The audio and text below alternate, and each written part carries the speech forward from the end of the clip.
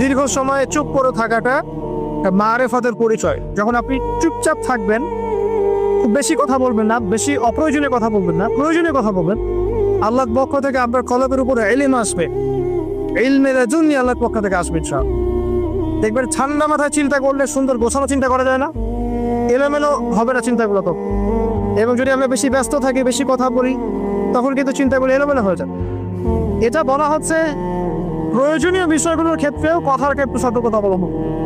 তাহলে অপ্রয়োজনীয় যে কথাগুলো আছে, যে গীবত, পরনিন্দা, পরচর্চা, অহেতুক মিউজিক শোনা বা অহেতুক কাব্য চর্চা, অহেতুক উপন্যাস, এগুলোর কি মূল্য আছে? তাও যখন প্রয়োজনীয় ক্ষেত্রে আল্লাহ পাক বলছেন আলাইকা বিতুলিস সামতি, তোমার উপরে দীর্ঘ নীরবতাকে ওয়াজিব করে নাও, তাহলে অপ্রয়োজনীয় গাল গল্প, আড্ডাবাজি, যে আমরা চায়ের দোকানে করছি, ক্যারাম খেলতে খেলতে করছি, লুডো খেলতে খেলতে করছি, অহেতুক আড্ডাবাজি করছি, ফ্রেন্ড সার্কেল একত্রিত হলে অনেক অহেতুক গল্প,